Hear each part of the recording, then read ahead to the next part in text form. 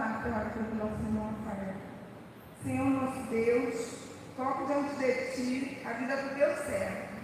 Ó Deus, nós sabemos que ele já se separou, o Senhor já falou com ele, e que através daquilo que o Senhor colocou no coração dele, ó Deus, que nós possamos, Senhor Deus, estar também sendo abençoados por essa palavra. Abençoa, Senhor Deus, a vida dele, abençoa, Senhor Deus, a família, a casa do Teu servo, abençoa, Senhor, a disponibilidade dele de estar fazendo a Tua vontade, de estar sempre aqui, no momento que é convidado, ele sempre está aqui, ele nunca nega. Senhor Deus, continue abençoando o Rafael e que ele continue sendo bênção na Tua casa. É isso que eu te peço, em nome de Jesus. Amém. Graças a Deus. Amém? Abra comigo a sua Bíblia, meu amado, no livro de Gênesis, primeiro livro da Bíblia, capítulo 21, verso 8.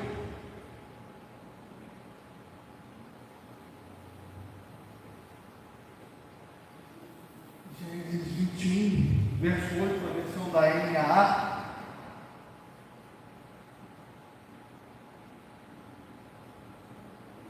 Amém?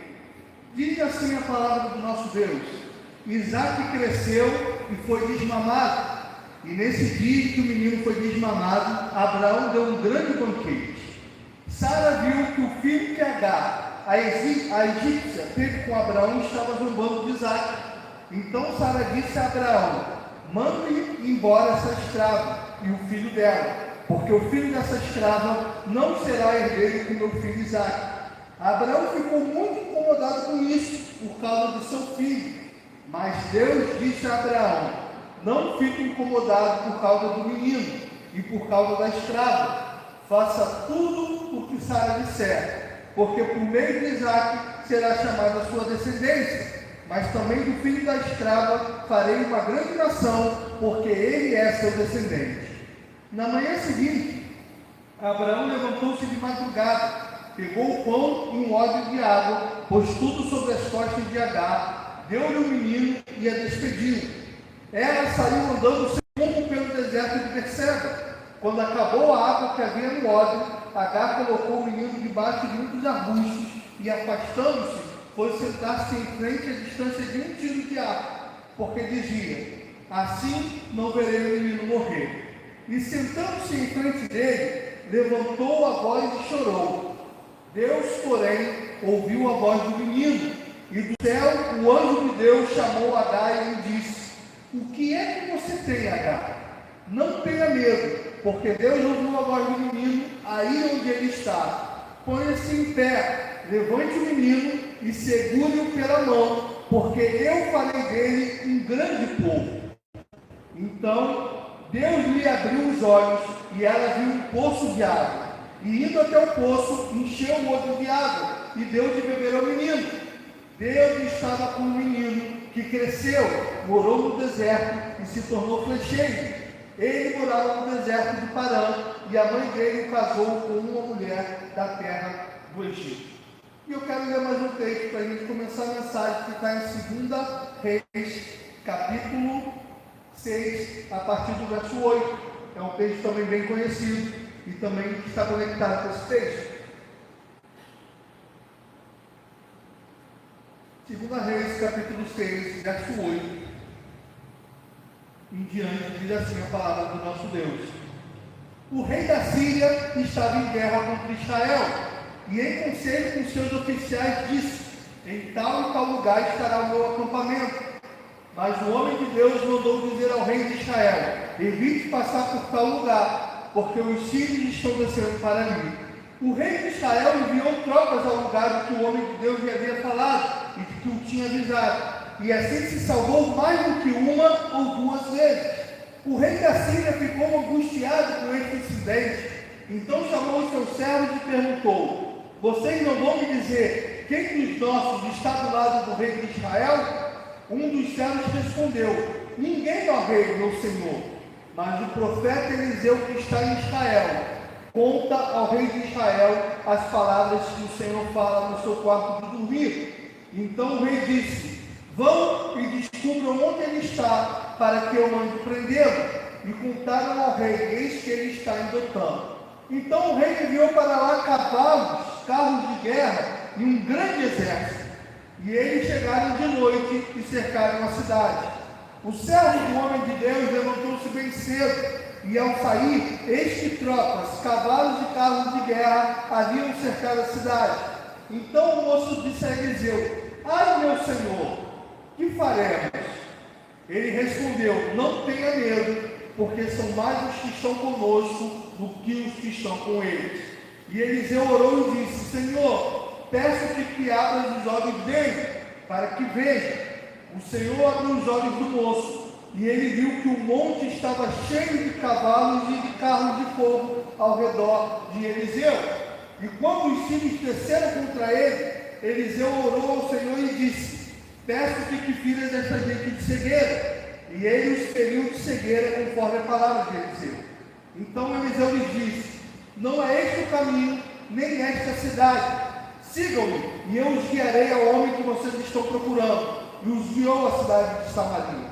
Quando eles chegaram a Samaria, Eliseu disse: ó Senhor, abre os olhos destes homens para que vejam. E o Senhor abriu os olhos deles e viram, e eles que estavam dentro de Samaria. Quando o rei de Israel os viu, perguntou a Eliseu: meu pai, devo matá-los? Devo matá-los? Ele respondeu: não os mate. Você mataria eles que fizesse prisioneiro com a sua espada e o seu arco?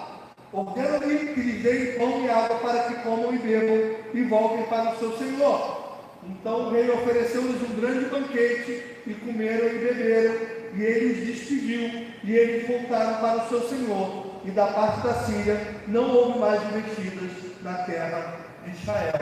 E o Senhor está no seu evento da sua palavra. Amém? Vou pedir para deixar o texto de Gênesis, capítulo 21, a partir do verso 8, que a gente vai voltar para ele. Irmãos, o que esses dois textos têm em comum?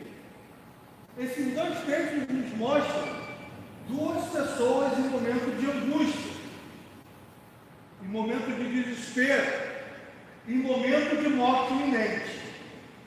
Primeiro, Agar, que vê seu filho aproximadamente com 16, 17 anos, e ela está vagando no deserto, depois sai da casa do seu senhor Abraão. E quando a água acaba, ela está tão confusa, ela está tão aflita, ela está tão perturbada, que ela se afasta cerca de 100, 150 metros, e deixa o seu filho debaixo de uma árvore, e ela sai para não ver o seu filho morrer de sede.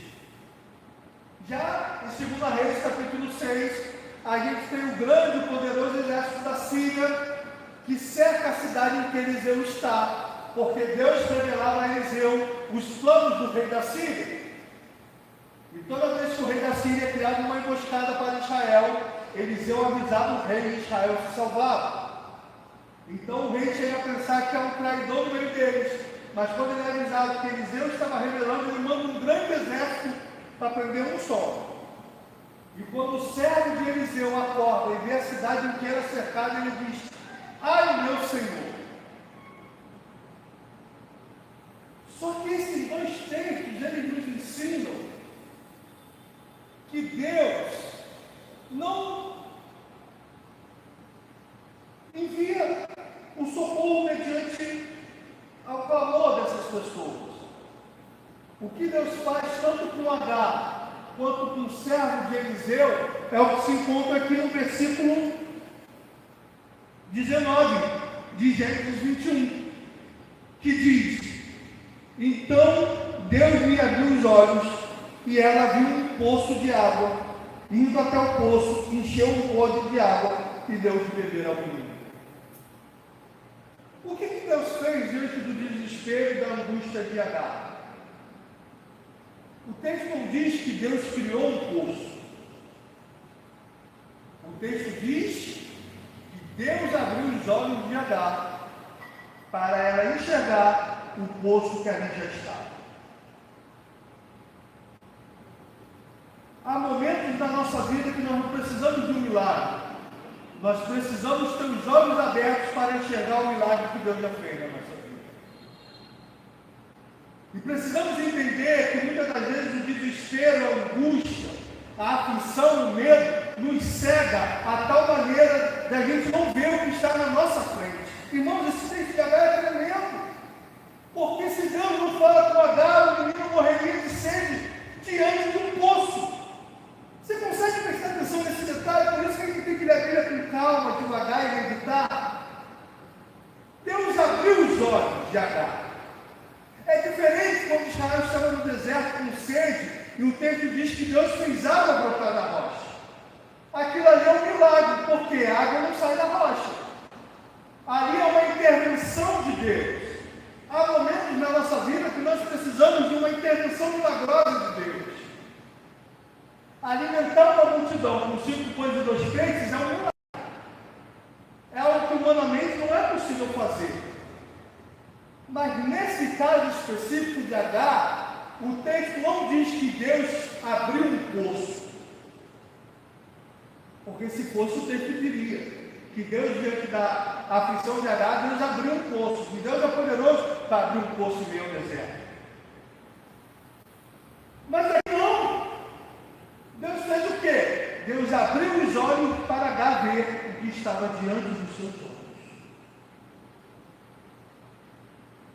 Muitas das vezes, a gente não consegue enxergar um pau na nossa frente, não é verdade? Muitas das vezes a gente não consegue ver o cuidado, o milagre, o favor, a bondade de Deus na nossa vida. Muitas das vezes nós estamos igual Moisés diante do mar, clamando a Deus, e Deus diz: por que clamas a mim? Por que Deus dá essa resposta a Moisés? Porque você lembra quando Deus aparece para Moisés no deserto? Qual foi o pacto que Deus fez com Moisés? Deus deu um cajado na mão de Moisés. Você lembra que o primeiro milagre que Moisés fez perante o Faraó foi jogar o cajado no chão? Você lembra que toda a praga, para começar e para terminar, Moisés levantava o cajado? O cajado já era a autoridade, o poder que Deus tinha dado a Moisés. Diante do mar, da angústia, do exército atrás, para responder a Moisés: por que você está me clamando se eu já te dei a solução? Talvez existam áreas na nossa vida que nós estamos clamando a Deus para que Deus faça algo. Muitas das vezes nós estamos igual a Agar, morrendo de sede diante do poço. Muitas das vezes aquilo que nos aflige, aquilo que nos incomoda, aquilo que nos entristece, aquilo que a gente se queixa com Deus, ou pior, aquilo que a gente faz com Agar, a gente se entrega os pontos. Agar entregou totalmente, Agar se afastou do menino para não ver o menino morrer. Para Agar não tinha nem mais solução, não tinha nem mais jeito, não tinha nem mais milagre. Mas havia um poço na frente dela. Que o Senhor abre os nossos olhos para ver aquilo que Ele já tem feito, que já deu nas nossas vidas. Muitas das vezes a gente se queixa de muitas coisas, ao invés de ver as coisas boas que Deus tem nos dado. Abra comigo a sua Bíblia rapidamente, Mateus capítulo 6, verso 21. Para você entender a importância disso. Mateus 6, 22 e 23, perdão.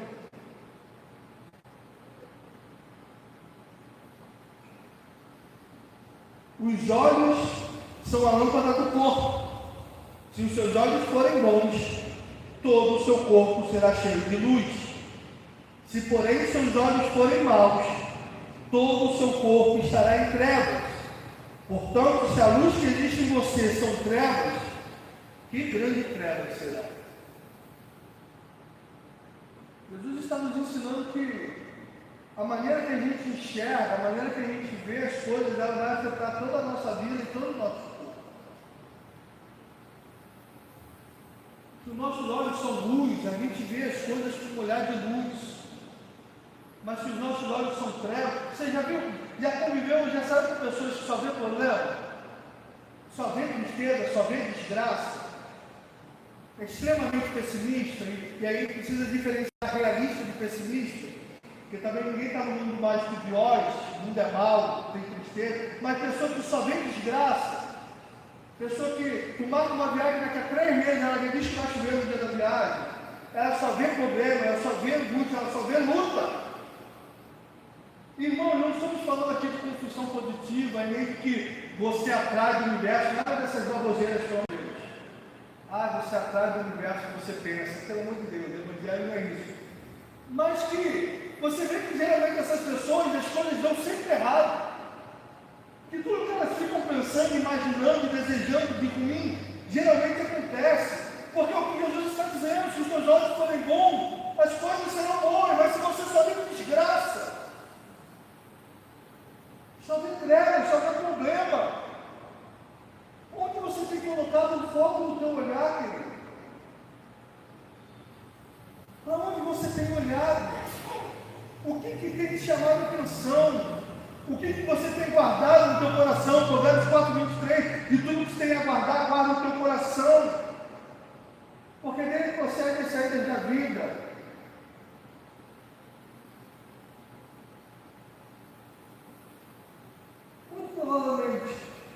Muito provavelmente, todos nós temos pessoas que gostam de nós e temos pessoas que não gostam tanto de nós.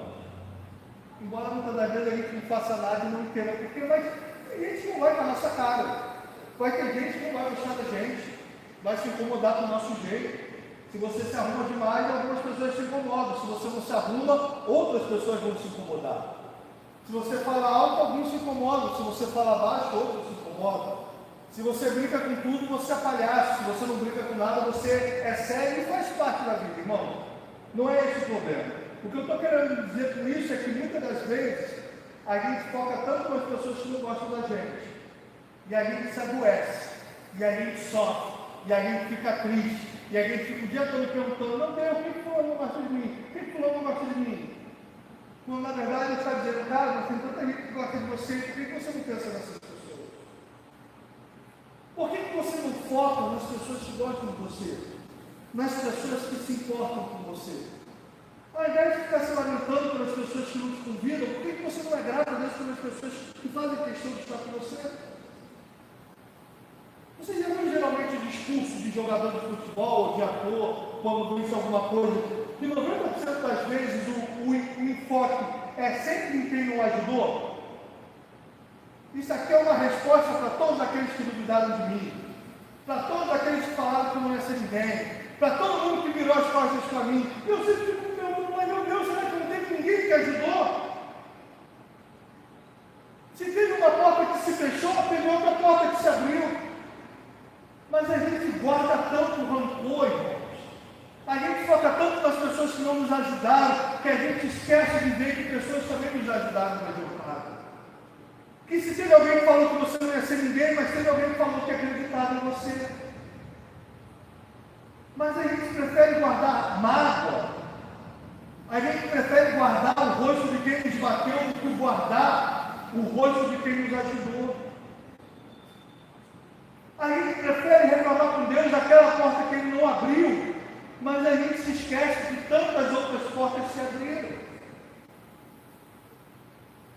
É os 10 leprosos, a gente lembra de clamar Jesus pela cura, mas na hora de voltar, um só voltou. Você já reparou que a gente é muito mais curto na nossa gratidão a Deus do que nas nossas reclamações? Eu sei que esse é um tema delicado, eu sei disso. E sei que infelizmente alguns da igreja passaram por isso. Eu sei disso, eu não sou ingênuo. Mas é porque para mim é o caso mais marcante, então não leva para o coração, não é pessoal. Porque meu irmão, quando ele tinha 6, 7 anos, ele foi atropelado. E ele ficou 3 dias internado em uma situação grave. E graças a Deus ele escapou. E raramente a gente lembra e fala sobre isso. E às vezes eu falo para Deus assim, Senhor, a gente te agradece tão pouco, mas se o meu irmão tivesse morrido, todo ano a gente lembraria de que ele morreu. Os irmãos estão entendendo o exemplo que eu estou querendo dar, amém? Que a gente é muito mais rápido para agradecer, mas a gente guarda muito mais as portas que se fecham. Que quando a gente pede algo a Deus e Deus dá, aí a gente agradece mais 2 vezes, mas quando Deus não dá, a gente passa o resto da vida amargurado. E isso tem a ver com o foco do teu olhar, irmão. Ao invés de olhar para as portas que se fecharam, olha para as portas que se abriram. Ao invés de olhar para os não de Deus, olha para os sim. Ao invés de olhar para quem te humilhou, olha para quem te acolheu. Todos nós temos pessoas que nos ajudaram na nossa caminhada, irmão. Todos nós, em algum momento, alguém nos alimentou, alguém nos acolheu na sua casa, alguém nos deu uma palavra de incentivo, mas a gente só lembra de quem falou mal da gente. A gente só lembra de quem não gosta da gente. A gente só lembra das críticas. E a gente vai adoecendo diante de um poço cheio de água viva na nossa frente. A gente está igual a mulher samaritana, diante de Jesus e querendo saber de água, de monte. E Jesus está dizendo, mulher, se tu soubesse aquele que fala contigo.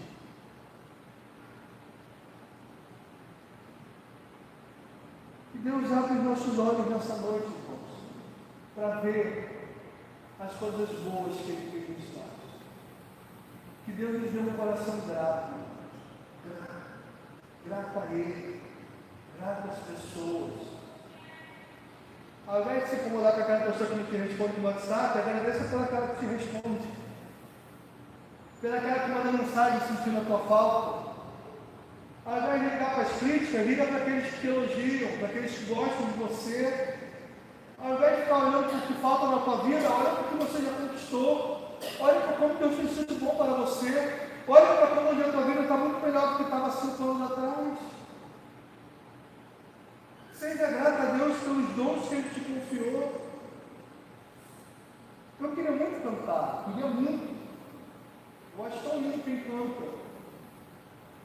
Só que a voz que Deus me deu, eu não consigo cantar uma frase na pregação. Vocês já repararam nisso, né? Toda vez que eu vou citar uma música, eu narro a música, porque não dá. Aí eu vejo o pastor Gilmar, o pastor Reginaldo, o Léo, então o Léo chega a ser insuportável, que pessoa nojenta. Às vezes eu mando para ele assim na conversa escrito, Léo, você conhece essa música aqui? Aí ele manda um vídeo de 1 minuto cantando a música. Eu falo, para que isso, cara? Precisa humilhar, é só falar que sim. Aí cantando lá, os áudios cantando, eu falo, caramba, para que humilhar a gente? Mas eu sou grato por aquilo que eu consegui. Eu desde pequeno eu amava a bateria. Com 6 meses eu tenho uma foto na bateria da igreja. Com 2 anos meu pai me deu uma bateria de brinquedo. E com 9 anos eu sentava na cadeira na frente da igreja, com a baqueta na mão, imitando o baterista da igreja. E eu achava que eu nunca ia conseguir tocar bateria. Embora eu comecei com 10 anos, eu achava que era algo impossível, porque eu nunca tive uma boa coordenação motora. Tem coisa, só aquela pessoa que vai cortar o papel e sai todo torto, né? E tu vai escrever uma linha no quadro, parece uma montanha. Eu sou péssimo de coordenação motora. Pô, mas com 10 anos eu consegui tocar bateria e toco até hoje. Eu sou grato a Deus por isso. Pô, não consegui cantar, mas Deus me deu o dom de tocar. Deus deu o dom de pregar. A gente se esforça, né? A gente tenta. Seja grato àquilo que Deus te deu. Olha para aquilo que Deus te concedeu de realizar. Talvez nesse ano você tenha traçado metas até o final de 2026. Trocar a geladeira, trocar o sofá, fazer o curso, começar a faculdade, alguma coisa do tipo. Desejo que no final do ano você consiga muito mais do que você planejou. Mas possa ser que a vida dê volta, e possa ser que no final do ano você tenha alcançado metade dos objetivos. Glória a Deus pelos objetivos que você alcançou. Seja grato. Ao invés de ficar focando naquele que você não alcançou, foque naquele que você conseguiu.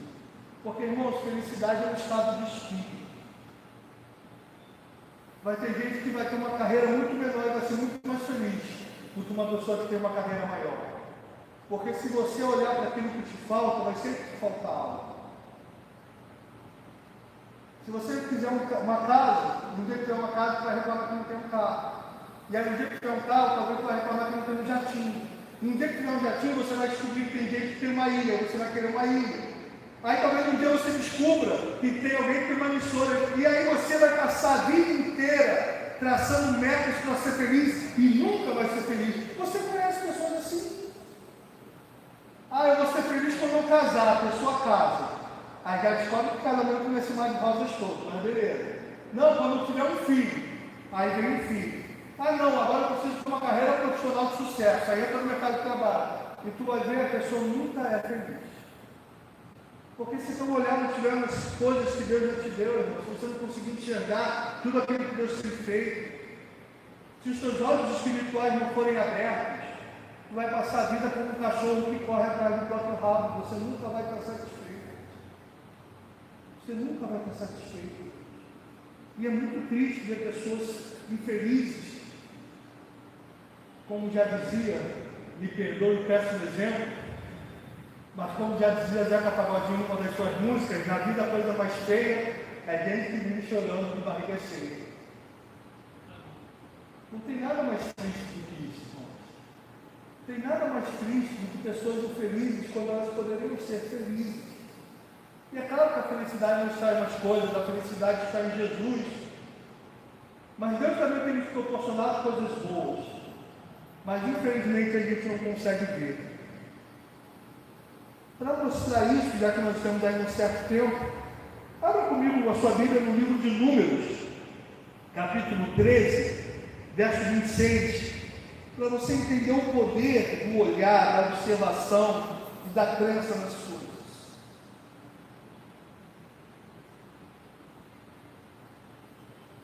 Um texto também bem conhecido. Diz assim a palavra do nosso Deus, você pode acompanhar ali no telão. Números 13, a partir do 26, diz assim: vieram a Moisés, a Arão e a toda a congregação dos filhos de Israel em Cádiz, no deserto de Parã. Fizeram um relato do que tinham visto a eles e a toda a congregação, e mostraram-lhe os frutos da terra. Relataram a Moisés e disseram: fomos à terra, a qual você nos enviou. De fato, é uma terra onde mana leite e mel, e estes são os frutos dela. Mas o povo que habita nessa terra é poderoso, e as cidades são muito grandes e fortificadas. Também vemos ali os filhos de Anak.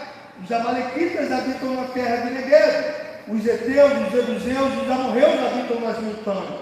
Os cananeus habitam parte da terra, porque somos perfeitamente capazes de fazer isso. Porém, os homens que tinham ido com eles disseram: não podemos atacar aquele povo, porque é mais forte do que nós. E diante dos filhos de Israel, falaram mal da terra que havia espiado, dizendo: a terra pela qual passamos para espiar é terra que devora os seus moradores, e todo o povo que vimos nela são homens de grande estatura. Também vimos ali gigantes, os filhos de Anak são descendentes de gigantes, e éramos aos nossos próprios olhos como gafanhotos, e assim também éramos aos olhos dele. Verso seguinte continua: então toda a congregação se levantou e gritou em alta voz, e o povo chorou naquela noite. Todos os filhos de Israel murmuraram contra Moisés e contra Arão, e toda a congregação lhes disse: quem dera tivéssemos morrido na terra do Egito, ou mesmo neste deserto. E porque o Senhor nos traz a esta terra, para cairmos à espada, e para que nossas mulheres e nossas crianças sejam por presa, não seria melhor voltarmos para o Egito? E diziam uns aos outros: vamos escolher um chefe e voltarmos para o Egito. Então Moisés e Arão caíram sobre o seu rosto diante da congregação dos filhos de Israel. E Josué, filho de Num, e Caleb, filho de Jefoné, que eram daqueles que espiaram a terra, rasgaram as suas roupas e falaram a toda a congregação dos filhos de Israel, dizendo: a terra pela qual passamos para espiar é terra muitíssimo boa. Se o Senhor se agradar de nós, então nos fará entrar e nos dará esta terra, que é uma terra que mana leite e mel. Tão somente não sejam rebeldes contra o Senhor, e não tenham medo do povo dessa terra, porque como pão os podemos devorar. A proteção que eles tinham se foi. O Senhor está conosco, não tenham medo deles. Apesar disso, toda a congregação disse que Josué e Caleb deviam ser apedrejados. Porém, a glória do Senhor apareceu na tenda do encontro a todos os filhos de Israel. O Senhor disse a Moisés: até quando este povo me provocará? E até quando não crerá em mim? Apesar de todos os sinais que fiz no meio dele, vou feri-lo com pestilência e deserdá-lo-ei, e farei de você povo maior e mais forte do que isso. Até aqui, querido. Depois, se você quiser ler o resto do capítulo em casa, você vai ver que ele é maravilhoso. O povo deixou de entrar na terra que Deus havia prometido. No decorrer do texto, Deus vai dizer: agora vocês vão ficar no deserto. até que o último homem acima de 20 anos morra, porque já que não creram na minha palavra, não entrarão na terra que eu lhes prometi. E só Josué e Caleb entraram. Mas, irmãos, o que me chama a atenção nesse texto, entre tantas coisas, é que se você pegar o relatório dos 10 espias e o relatório de Josué e Caleb, parece que eles estão falando de coisas completamente diferentes. A palavra de Josué e Caleb é: a terra é maravilhosa, a terra é boa, o Senhor nos entregou, nós vamos tomar posse, nós vamos devorá-los, o Senhor se afastou deles, o Senhor é conosco. E a palavra dos outros 10 espias é: eles são gigantes, nós somos como gafanhotos, nós não vamos poder, nós não podemos conquistar, isso não é para nós. Era a mesma terra, o mesmo Deus, as mesmas promessas. Mas eles falaram de tal maneira que não só adoeceram, como contaminaram todo Israel.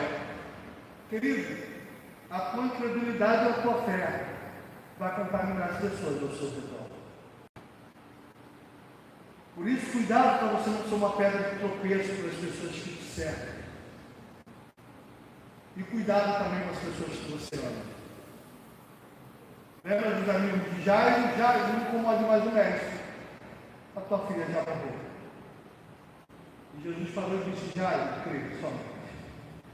Mas se Jairo vira para ele e diz: Jesus, pode ir, que eu vou enterrar minha filha. Jesus teve ido embora.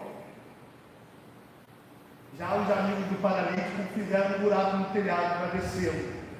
Cuidado com as pessoas que você ouve. Cuidado com as pessoas que você pede conselho. Isso muitas das vezes vai determinar se o cara vai continuar de pé ou vai terminar de longe. Isso vai determinar se o filho vai se converter ou não. Isso vai determinar se a porta do emprego vai se abrir ou não. Porque Deus age mediante a nossa fé. Isso está mais que provado na Bíblia, irmão. Poderíamos citar milhões de textos aqui a noite inteira. Hebreus 11:6 é muito claro: de fato, sem fé é impossível agradar a Deus, porque aquele que se aproxima de Deus é necessário crer que Ele existe e se torna galardoador daqueles que o recompensam. Deus age através da nossa fé. Mateus 6 diz que Jesus não fez nenhum milagre em Nazaré, porque não criam nele. A nossa crença em Deus, a nossa fé vai definir o rumo da nossa vida. Como definir o rumo? O texto diz que Deus se matou rapidamente os 10 espias. Deus enviou uma praga sobre eles e os matou. E sobre toda aquela geração, 40 anos eles ficaram vagando no deserto, até que o último homem acima de 20 anos morresse, para que Israel entrasse na terra, porque eles não creram no Senhor, porque eles deram ouvido aos 10 espias. A forma que você se comporta diante dos problemas, a maneira que você vê, a maneira que você lida com os nãos, isso vai determinar o teu futuro. Isso vai determinar o teu futuro. Você olha para o Senhor. E diante das lutas da vida, você continua crendo e esperando em Deus. Você creia que Ele é poderoso para ressuscitar o morto em 4 dias. Que Ele é poderoso para alimentar milhares de pessoas no deserto. Que Ele é poderoso para fazer pão e carne cair do céu, água sair da rocha, que Ele dá vista aos céus, que Ele faz surdo ouvir. Precisamos lembrar de quem o Senhor é, irmãos. Precisamos lembrar de quem o Senhor é e do seu poder. Não precisamos ler, mas vocês conhecem muito bem o texto de Pedro andando sobre as águas. Pedro disse: Senhor, se és tu, manda que eu vá ter contigo. E Jesus disse: vem. E a Bíblia diz que Pedro começou a andar sobre as águas. Mas o texto diz que Pedro, reparando na força do vento e na tempestade, teve medo e começou a afundar. Pergunta: Pedro, quando começou a andar, já tinha tempestade, sim ou não? Sim. Lembra que eles estavam enfrentando uma tempestade, Jesus veio andar sobre as águas? O que faz Pedro andar e Pedro afundar? Não é tempestade, a tempestade era isso. É o foco do olhar de Pedro que faz ele afundar. Enquanto ele olhava para Jesus, ele andou sobre as águas. Quando ele olhou para a tempestade, ele começou a afundar. O problema não são as lutas, o problema é para quem você olha diante da vida. Quando não é o desânimo, o problema não é a porta que se fecha, porque todos nós passamos por isso.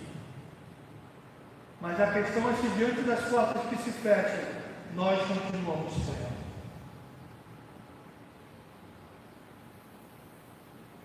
O exército estava lá. Eliseu está em paz, o seu servo está desesperado. A situação é a mesma, o exército é o mesmo. Mas porque Eliseu vai dizer aquilo que João, o apóstolo, vai dizer em 1 João 4,4. O que 1 João 4,4 diz na parte B? Maior o que está em nós do que o que está no mundo. Aleluia. Enquanto o servo de Eliseu está olhando o exército, Eliseu está vendo os cavalos e carruagens de fogo que o Senhor havia lhe mandado. Às vezes você está olhando muito para o problema, mas você deveria estar olhando para os carros que Deus está preparando para você. Para os anjos do Senhor, porque não é isso que a Bíblia diz, que os anjos do Senhor acampam ao redor dos que o temem. Isso é uma promessa para todos nós. Jesus disse para os discípulos, e serve para nós também, eis que estou convosco todos os dias, até a consumação dos séculos, ou seja, até o final. Ele prometeu estar conosco todos os dias. Conforme diz Spurgeon, o Senhor nunca disse que não passaríamos pelo vale, mas Ele disse que passaria conosco, Salmo 23, 4, porque ainda que eu passe pelo vale da sombra da morte, Tu estás comigo, aleluia. Mas encerra essa mensagem, são 8h40, encerra então com o versículo 19 de novo, de Gênesis 21. Então Deus lhe abriu os olhos, e ela viu um poço de água, indo até o poço, encheu o odre de água e deu de beber ao menino. Deus não fez um poço que já estava lá. Deus abriu os olhos dela.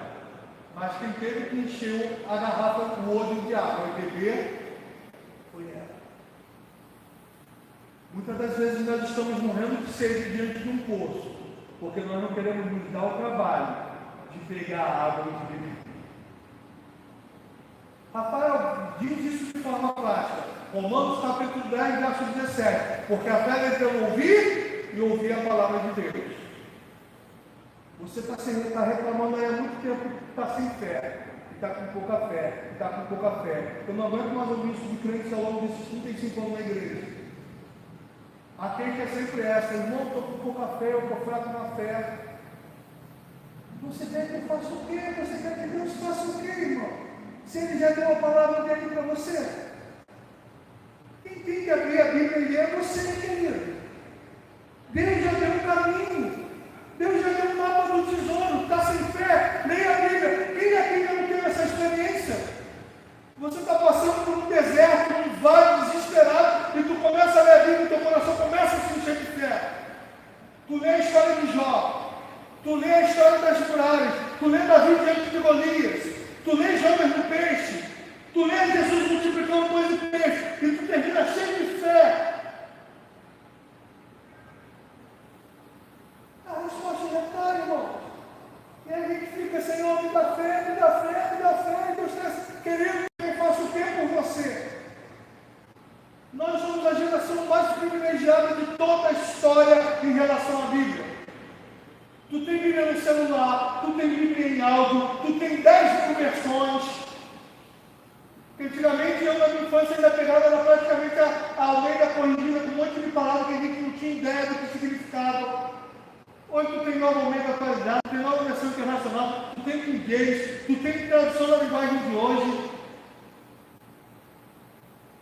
Antigamente a gente lia um versículo e não entendia, a gente tinha que procurar o pastor. Hoje tu tem Google. Hoje tu tem chat GPT que ajuda pra caramba. Poxa, irmão, eu tenho dificuldade de ler a Bíblia. Tu tem áudio. Aqui na Bíblia de celular, só tu apertar o botãozinho lá em cima, o cara lê. Tu joga no YouTube a versão que tu quiser. Livro tal, capítulo tal, versão tal. Aparece lá alguém lendo para você ouvir. Tem voz de homem, voz de mulher, voz de criança, voz de jovem. Irmãos, a gente não tem nenhuma desculpa. Nenhuma. Poxa, minha vida é corrida, enquanto tu está no ônibus, aí fica dando vídeo de TikTok, vai ouvindo a tem dificuldade de concentração. Tu bota no YouTube lá, tu baixa, tu pode ouvir e jogando. Irmãos, a gente tem uma facilidade absurda de ler a palavra de Deus. E somos a geração que menos lê. Porque o problema nunca foi falta de opção, mas sempre falta de interesse.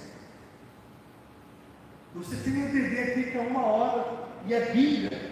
Eu sempre falo isso com orgulho, porque todas as igrejas que eu participei foi assim. E quando eu cheguei para cá, falei, geralmente a Igreja Batista tradicional usa revista, né? Eu não tenho nenhuma crítica, mas geralmente revista pobrezinha aqui, a gente trabalha com Bíblia. Classe de jovens, a classe do pastor. Pô, tem a classe de jovens, não gosta de mim? Tem a classe do pastor, não tem problema. Aí tem alguns jovens que estão aqui, não tem desculpa. Tem culto domingo de manhã, domingo à noite, terça, aqui tem oração de manhã.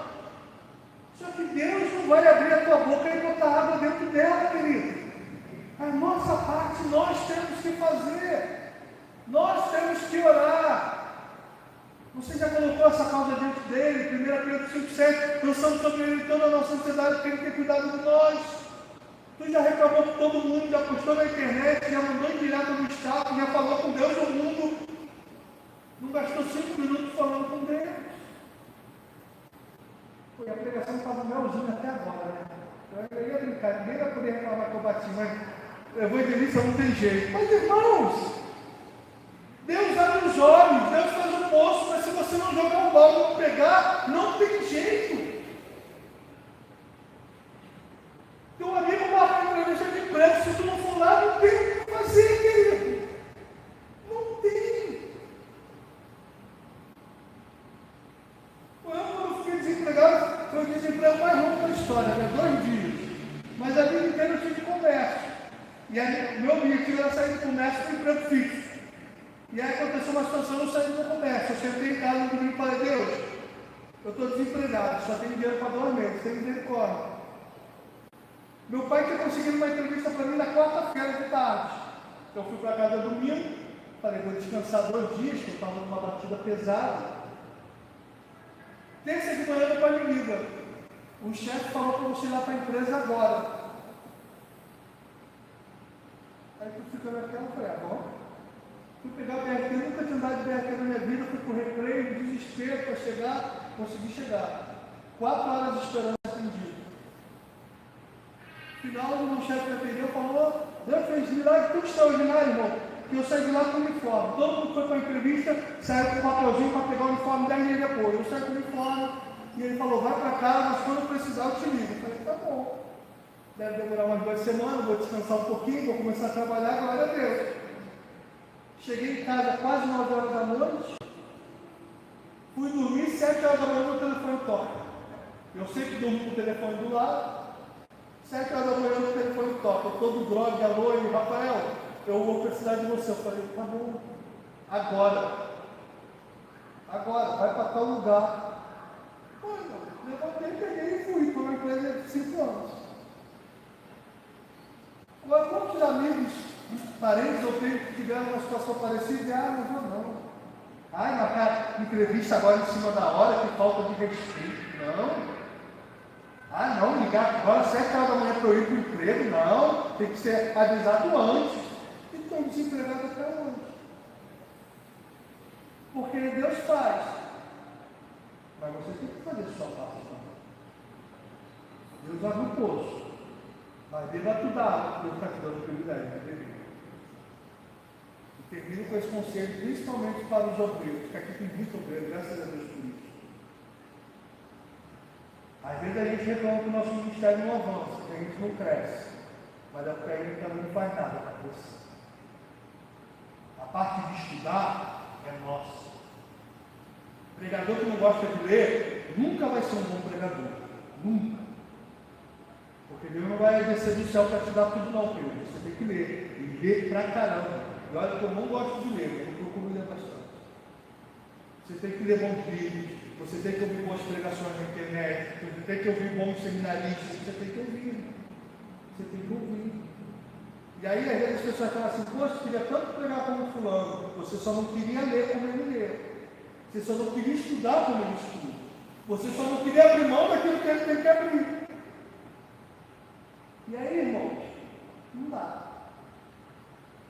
Valorize o dom que Deus te deu. Trabalhe em cima dele. Se é pregar, leia, estude, tem que ler bastante a Bíblia. Tem gente que quer pregar no caminho a Bíblia toda, isso parece piada, irmão. Vai pregar sobre o quê? É a nossa parte, querido. É a nossa parte. A nossa parte Deus não a fará por nós. Paulo disse a Timóteo, aplica-te à leitura, e que o teu crescimento seja manifesto a todos. Jesus disse para os discípulos, não se preocupem com o que haveis de falar, porque o Espírito vos fará lembrar. Você só lembra daquilo que você aprendeu. Jesus não disse, o Espírito vos dará uma nova revelação. O Espírito vos fará lembrar. Lembrar. Para lembrar, tem que estudar, tem que guardar. Que Deus abre os nossos olhos espirituais para ver o que Ele tem nos dado, o que Ele tem feito, e que Ele nos capacite para a gente descer ao poço e beber da água. Porque tem muita gente morrendo de sede diante do poço, ou porque não está dando poço, ou porque não quer se dar o trabalho de descer, pegar da água e beber.